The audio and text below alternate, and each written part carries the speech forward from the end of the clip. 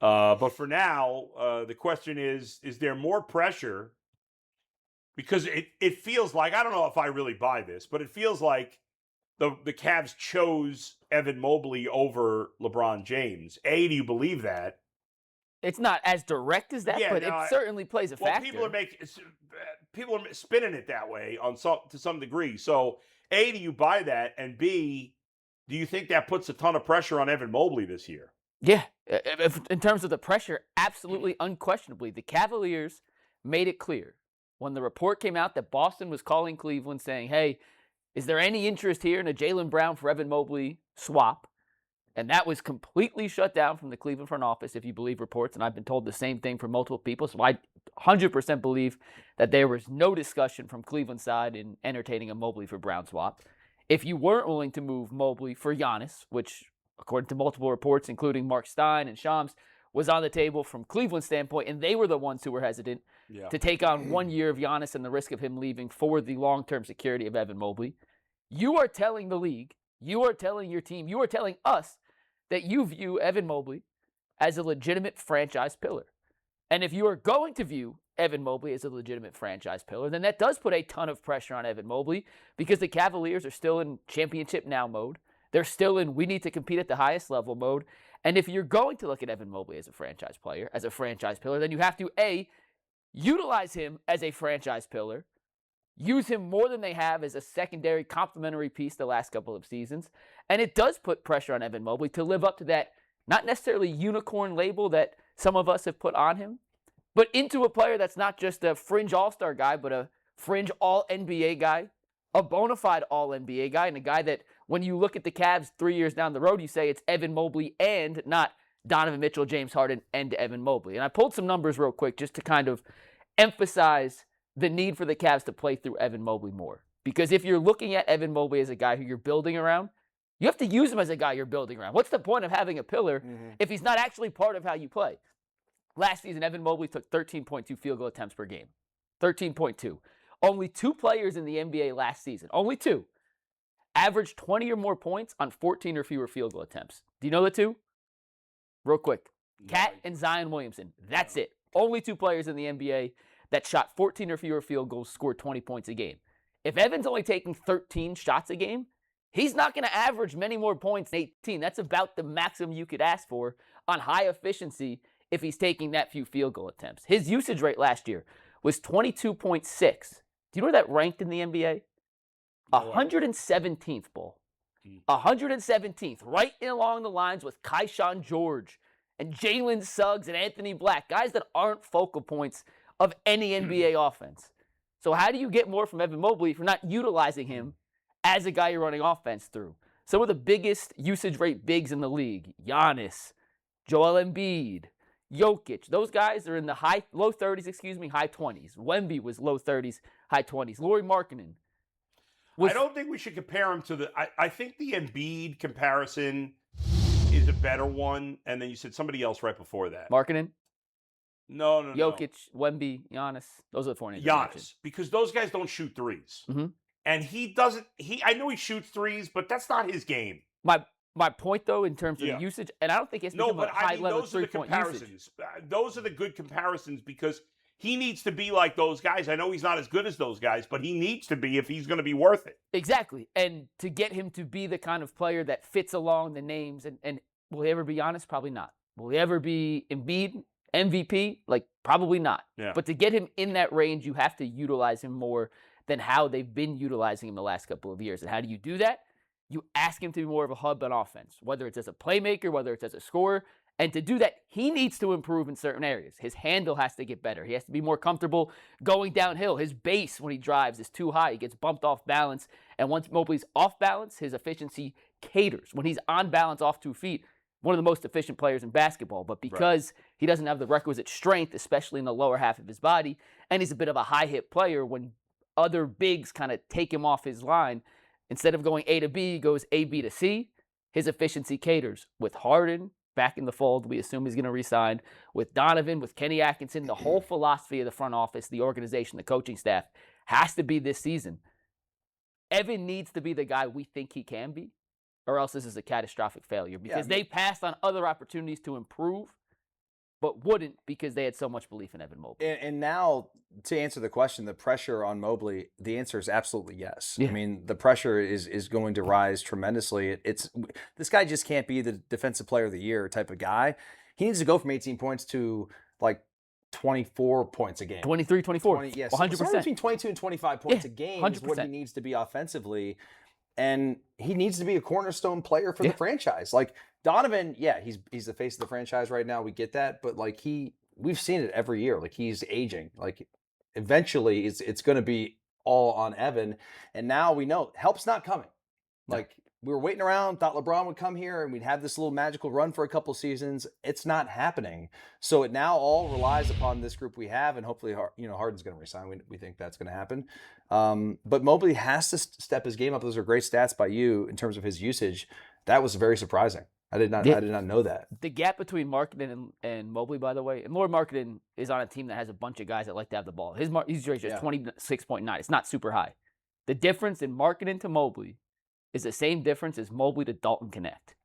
Like, just think about that. Like that's how far Mobley is away from being used as a premier focal point of an offense, like some of the other best offensive bigs in the league are. That gap, Marketing to Mobley, is the exact same gap as Mobley to Dalton Connect, who's like the 11th guy on the Lakers. Yeah. They don't use him nearly enough, is the bottom line. First of all, unfortunately, there is pressure on Mobley. You guys are right. It stinks. It's not fair to him. He's been put in this bad spot because of what's come out after. I don't even know that I buy it all. By the way, we're going to talk to you. I had no beef with LeBron going to Philly. It's his decision. Yeah. Whatever. My only beef with LeBron is that he's allowing these rumors to happen. If I were LeBron, I would say, hey, I did not go to Cleveland because Evan Mobley's there. I would do him that favor. Even if it's true, even if that's the reason, like he wanted them to move Mobley out. Put something out there. Put it out there. Take some pressure off the guy. I mean, maybe that sounds silly because he's an opponent. Yeah, but why would you do that if you're competing against him in the Eastern LeBron Conference? sometimes is bigger than the game, man. Like, look out for the young guys. Sometimes LeBron is bigger. I know, he held the league hostage for 3 weeks on a free agent decision at 41 years old. I know he didn't mean it to come out this way, and if it's not true, then it's not his fault. But still, he has put, or the guys who were reporting these things. The Darius Garland part, I want to go off on that later. That's ridiculous. I'm with you on that. But you put Evan Mobley in a tough spot. It's unfair to him. I think it's completely ridiculous. First of all, as much as I wanted Jaylen Brown, looking at what the Celtics got for Jaylen Brown, the Cavs were right not to trade Evan Mobley. The Celtics got nothing for Jaylen Brown. Paul George stinks at this point. He's old. Stinks a little harsh. Okay. Not the same player. You know what I mean? Yeah, he's not the player he was. Yes, he doesn't stink. That's too strong. But he's, Mobley's a young player just getting into his prime. And I'm not a huge Mobley fan, but I'm going to root for him to have a big year. But you're right. He can't do it if he doesn't get the ball. But I think they got to stop forcing him out of his comfort zone, trying to make him a 3-point shooter, and just get him the ball down low and let him be an old school center, which is what Embiid is and which is what Giannis is to some degree. Yeah, I don't think he'll ever be a true back to the basket big, but I do think there's a new era of offensive bigs in basketball that can catch the ball foul line extended and get downhill. And I still think that's where Mobley's at his best. Yes. He has to get a better handle. He has to get stronger, especially in the lower half of the body. Quicker. He has to be, one step quicker. And he has to be able to make that mid-range jump shot if they're going to give it to him. Because that's the one area of Mobley's game that should be way further along than it is. We can nitpick the threes. He was never a three-point shooter coming out of college. Never a three-point shooter in high school. That was supposed to develop, been a little slower trajectory. But if they're going to give him that 18-foot jump shot, that has to be an automatic shot. Right.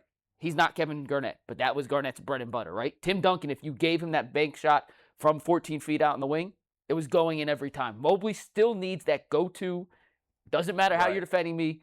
I'm going to get to this. I'm going to get to my spot, and I'm going to score on you move to be able to elevate himself into that next category. The question is, will the Cavs, will their offensive style, will the personnel around him allow him to get into that spot, to develop? And that's a big picture question I think Kenny Atkinson, Kobe Altman, this entire staff has to answer this offseason. It's their only chance. Like right now, we all feel depressed about the team. It feels like they have no shot in the East. Their only chance, Dustin's right. You're not bringing in anybody that's going to make a significant difference to the roster. No. They may make some moves here. They signed Super Mario Hazonia. Yeah, whoever the hell he is. I mean, he was a high pick, I know, but he's, you know. Yeah, He was like 10 years ago. He was the 5th overall pick in Yeah. 2015 and hasn't been in the league since 2020. He was playing in been a Europe while. or something. He's a 2-time EuroLeague MVP. Like, he's Yeah, a great European player. We'll see if it Yeah, but translates. whatever. Like, you're not adding a significant piece that's a game changer. The only hope. Can he provide more offensive prowess than Dean Wade? I hope.